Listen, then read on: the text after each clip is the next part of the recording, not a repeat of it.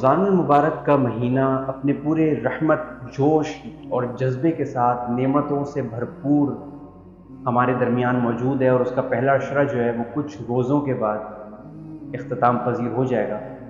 اللہ تعالیٰ اس رمضان کو ہمارے لیے برکت کا، فضیلت کا باعث بنائے اور ہمارے روزوں کو قبول کرے، دعاؤں کو قبول کرے، ناگہانی آفتوں سے، بیماریوں سے، اموات سے ہماری حفاظت فرمائے۔ اس مہینے کے طفیل، اس مقدس مہینے کے طفیل، آج ہم کچھ احادیث بہت مستند فضائل کے اعتبار سے اور موٹی احادیث میں کلیئر آپ صلی اللہ علیہ وسلم نے رمضان کو اور روزوں کو ڈیفائن کیا ہے، اس کی امپورٹنس کو، اس پہ بات کریں گے انشاءاللہ تعالی، اور ان احادیث کو ہم سم اپ کریں گے۔ ایک حدیث میں آپ صلی اللہ علیہ وسلم ارشاد فرماتے ہیں، صحیح بخاری کی حدیث نمبر 8 نمبر حدیث، اس میں آپ صلی اللہ علیہ وسلم ارشاد فرماتے ہیں، اسلام 5 ستونوں پہ بیس کرتا ہے، 5 پرنسپلز پہ بیس کرتا ہے، اور رمضان میں روزہ رکھنا اس میں سے ایک ہے۔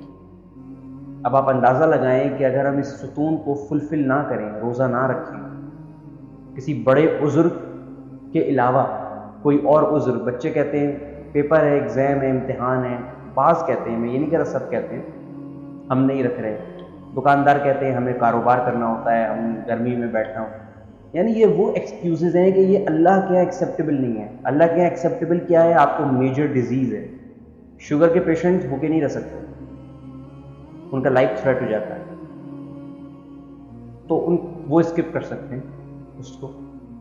کوئی میجر ڈیزیز ہے، اللہ تعالیٰ محفوظ رکھے ہم سب کو، وہ ہے تو روزے آپ پھر چھوڑ سکتے ہیں، لیکن اس کی میعاد یہ ہے کہ پھر آپ پورے کریں۔ اگر آپ صحیح ہو جاتے ہیں، انشاءاللہ فٹ ہو جاتے ہیں، بالکل پاک ہو جاتے ہیں، اللہ تعالیٰ آپ کو ہر بیماری سے پاک کر دیتے ہیں، تو اس کے بعد آپ ان کو ادا کریں یا اس کا کفارہ دیں، اس کو ایسے فار گرانٹیڈ نہیں چھوڑا جا سکتا اس صورت میں بھی۔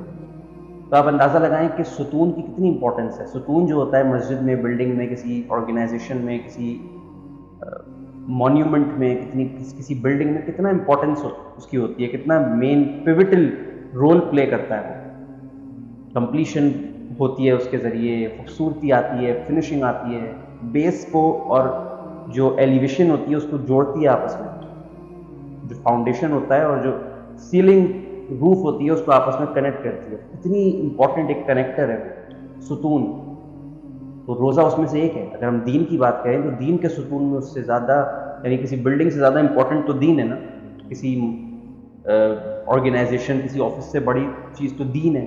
دین کی جو اس کا جو پلر ہے، اس کا جو پرنسپل ہے، 5 پرنسپلز میں سے نماز، توحید، نماز، روزہ، زکوٰۃ، حج، اس میں سے روزہ تیسرے نمبر پہ، اور 2 ہجری میں فرض ہوا۔ ایک اور حدیث آپ صلی اللہ علیہ وسلم کی، اور یہ حدیث ترمذی میں حدیث نمبر 3598، اس میں آپ صلی اللہ علیہ وسلم ارشاد فرماتے ہیں کہ 3 ایسے موقع ہیں جن میں مومن بندے کی دعا اللہ رد نہیں کرتا۔ 3 ایسے موقع، ویسے تو اور بھی مواقع ہیں لیکن اس حدیث میں 3 بتائے گئے، 3598 ترمذی، اور اس میں آپ صلی اللہ علیہ وسلم ارشاد فرماتے ہیں 3 ایسے موقع ہیں جس پہ اللہ تعالیٰ، یا ایسے لوگ ہیں جن کی دعا اللہ رد نہیں کرتا، یعنی قبول ہی قبول ہے۔ وہ 3 موقع کیا ہیں؟ پہلا، عادل حکمران، انصاف کرنے والا جو اللہ کی رضا کے لیے کامل عدل کرتا ہے، اللہ کی سرزمین پہ اگر اسے موقع ملا وہ انصاف کرتا ہے، اس کی دعا رد نہیں ہوتی۔ دوسرا، اذیت میں جو انسان ہو، جسے آپ کہتے ہیں نا انگلش میں oppressed، شدید اذیت میں تکلیف، جیسے آج کل فلسطین، برما، کشمیر کے مسلمان ہیں، ان کی آہیں اللہ تعالیٰ کے عرش کو چیرتی ہوئی جاتی ہوں گی اور قبول بھی ہوتی ہیں۔ تو تکلیف میں جو ہو، اذیت میں جو شخص ہوتا ہے، ٹھیک ہے، چاہے کیسی بھی ہو، اگر وہ اذیت میں ہے اس کی دعا قبول ہوگی، اگر وہ جائز تھا، اگر وہ صحیح اس پہ تھا اور اس کے ساتھ زیادتی ہوئی ہے اور وہ اذیت میں ہے، اس کی دعا قبول کرے گا اللہ تعالیٰ۔ تیسرا کون؟ کہ جب روزہ کھلنے میں کچھ لمحات رہ جائیں، روزہ کھلنے والا ہو، آخر کے اگر ہم کہیں آج کی زبان میں 8-10 منٹ رہ گئے ہوں، 15 منٹ رہ گئے ہوں، یا 3-4 منٹ رہ گئے ہوں روزہ کھلنے میں، اس وقت کی دعا اللہ رد نہیں کرتا. اس وقت اللہ تعالیٰ اتنے قریب ہوتا ہے اپنے بندے کے کہ اس کے اور بندے کے درمیان صرف ایک پردہ حائل ہوتا ہے. حضرت موسیٰ علیہ السلام نے کہا تھا نا اللہ میرے اور تیرے قریب بھی کوئی ہے.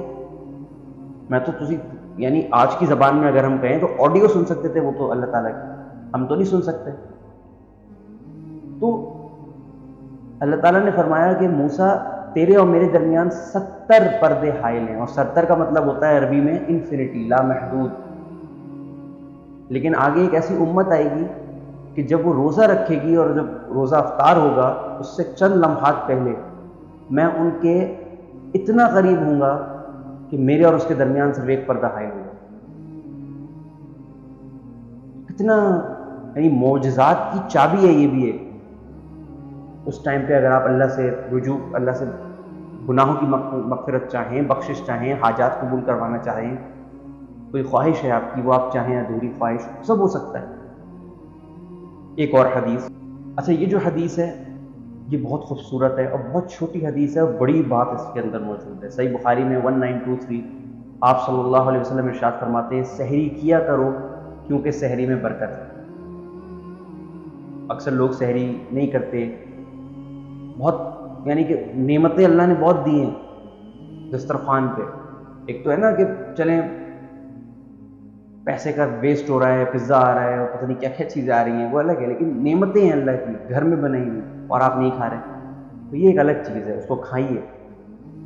اتنا نہیں کہ آپ کی صحت پہ کوئی کوشچن مارک آ جائے اور روزہ آپ سے نہ ہو سکے، لیکن اتنا ضرور کھائیں کہ تھوڑا سا چکھیں ضرور ہر چیز کو. سحری میں برکت ہے، ٹھیک ہے نا. اور اگر آپ رات کا کھانا اسکپ کر دیں افطار کے بعد تھوڑی ہمت کر کے تو سحری پھر آپ انشاءاللہ تعالیٰ ضرور کریں گے اور وہ لگے گی آپ کو، یعنی کمزوری نہیں ہوگی آپ کو. رات کا کھانا ایسے کھاتے ہیں ہم لوگ، اللہ تعالیٰ معاف فرمائے، ہم سب ایسے ہیں، اور پھر سحری نہیں ہو پاتی اور پھر 10-11 بجے اٹھتے ہیں تو بھوک لگتی ہے. ابن ماجہ میں 1689 حدیث نمبر 1689 آپ صلی اللہ علیہ وسلم فرماتے ہیں کہ جو شخص لڑائی جھگڑے والی باتیں، بحث والی باتیں جن کا کوئی سر پیر نہیں، کوئی اصلاح نہیں ہے، ان باتوں کا کوئی مقصد نہیں ہے، وہ کر رہا ہے، یا جہالت والی باتیں کر رہا ہے، یا کسی کو تکلیف دے رہا ہے، یا کوئی ایسی بات زبان سے نکال رہا ہے جو گالی ہے، بد دعا ہے کسی کے لیے، کسی بھلے انسان کے لیے، غیبت کر رہا ہے، ایروگنٹ اسپیچ ہے، ایول اسپیچ ہے. اور وہ کچھ بھی ہو سکتی ہے، غیبت، چغلی، جھوٹ، دھوکہ، فراڈ، گالی، کچھ بھی ہو سکتی ہے. اگر وہ یہ کر رہا ہے تو اللہ کو کوئی ضرورت نہیں ہے کہ وہ اللہ کے لیے بھوکا رہے یا پیاسا ہے، اللہ کو ضرورت نہیں ہے. یعنی اس میں پھر روزے کی قبولیت پہ شک آ جاتا ہے. صحیح بخاری میں ایک حدیث آپ صلی اللہ علیہ وسلم فرماتے ہیں 1904 حدیث نمبر ہے یہ. آپ صلی اللہ علیہ وسلم فرماتے ہیں کہ روزہ ایک ڈھال ہے. کس چیز سے ڈھال ہے؟ جہنم کی آگ سے بچانے کی ڈھال ہے. ڈھال کیا ہوتی ہے؟ شیلڈ ہوتی ہے. آپ پرانے زمانے میں جنگ ہوتی تھی تو ڈھال یوز کی جاتی تھی، شیلڈ، اپنے آپ کو بچانے کے لیے. تو روزہ گناہوں سے بچنے کی ڈھال ہے اور جہنم کی آگ سے بھی بچاؤ کے لیے ایک شیلڈ ہے، ایک ڈھال ہے. تو انسان اگر روزے سے ہوتا ہے تو شیطان اس کے قریب نہیں ہوتا. چلیں رمضان میں شیطان بند ہو جاتا ہے. اگر آپ نفلی روزے بھی رکھیں نارمل پیر جمعرات کا یا رمضان کے علاوہ تو شیطان بھلے شیطان ویسے آزاد ہوتا ہے لیکن آپ نے نفلی بھی رکھا ہوگا، شیطان آپ کو فیل ہوگا کہ شیطان کی جو ہے نا وہ ایک جو اس کی ایک ہمارے ارد گرد اس کی نحوست ہے، یا اس کی جو ایک ہمارے لیے جو ایک پرابلم میکنگ ہوتی ہے گناہوں سے بچنے میں، اور وہ کم ہوتی ہے. ایک اور حدیث میں آخری میں بیان کر دیتا ہوں، وہ مجھے بڑی ایک زبردست حدیث لگتی ہے اور ہے بھی وہ، اور اخروی لحاظ سے ہے. صحیح بخاری میں 1896 نمبر حدیث ہے جس میں آپ صلی اللہ علیہ وسلم فرماتے ہیں کہ جنت کے 7 دروازے ہیں. اس میں سے جو ایک دروازہ ہے اس کا نام ہے ریان، جس کو جنت کے دروازوں کا جو سردار ہے، جو سب سے بڑا دروازہ ہے جنت، جس میں سے بہت سلیکٹڈ لوگ جائیں گے، چوزن ونز ہوں گے وہ.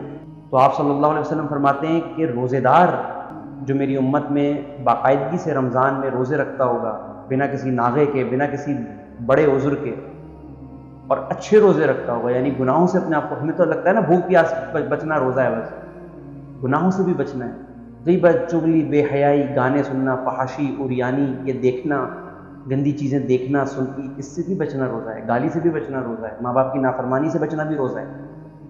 تو جو روزہ دار ہوگا، اس نے روزہ رکھا ہوگا اللہ کے لیے دنیا میں، وہ ریان کے جو دروازہ ہے، جو سب سے بڑا دروازہ ہے جنت کا، اس سے داخل ہو سکتا ہے۔ اور ہو سکتا ہے نہیں، حدیث میں آتا ہے وہ داخل ہوگا۔ اس کے علاوہ اللہ جس کو چاہے گا داخل کرے گا اس دروازے سے، لیکن روزے دار کے لیے تو کنفرم ہے کہ وہ وہاں سے داخل ہوگا، ریان دروازے سے۔ تو اللہ تعالیٰ ہم سب کو رمضان کی فضیلت جاننے کے بعد رمضان کے روزوں کو صحیح طریقے سے رکھنے کی توفیق عطا فرمائے۔